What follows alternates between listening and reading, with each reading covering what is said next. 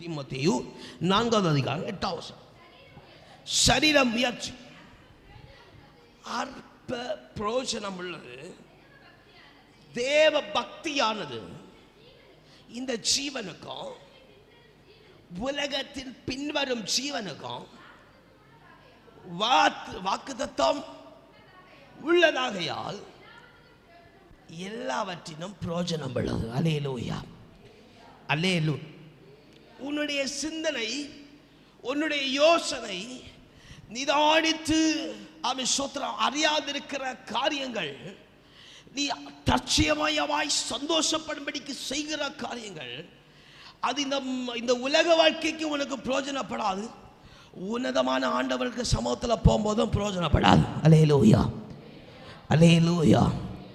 ஆண்டவர் சொல்லுகிறார், தேவ பக்தி என்று சொல்லப்படுகிற தேவ பயம் உன்னதத்துல உண்டாயிருக்கும் என்று சொன்னால் இந்த உலக வாழ்க்கைக்கும் பிரயோஜனம் உள்ளதா இருக்கும், உன்னதத்தின் வாழ்க்கையிலும் பிரயோஜனம் உள்ளதா இருக்கும். கரங்களை உயர்த்தி அல்லேலூயா சொல்லுங்க.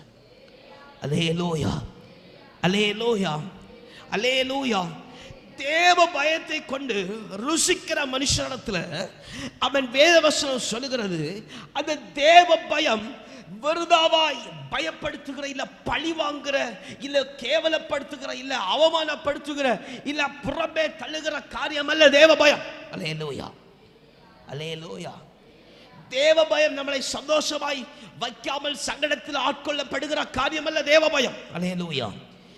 தேவ பயம் என்னன்னு சொன்னா, அந்த தேவ பயம் ஒரு மனுஷனிடத்துல சகோதரிடத்துல இருக்கும் என்று சொன்னால் அது என்ன செய்யுமா, மகிழ்ச்சியோட அந்த மனிதனை தேவனுக்கு முன்பதாக அர்ப்பணிக்க செய்யும். அல்லேலூயா, அல்லேலூயா.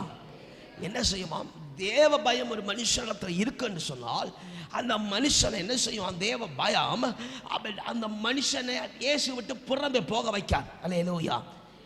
தேவனிடத்துல தன்னை அர்ப்பணிக்க, சந்தோஷத்தோட சமிட் பண்ண அந்த தேவ பயம் உண்டாக கிரியை செய்யும். அல்லேலூயா.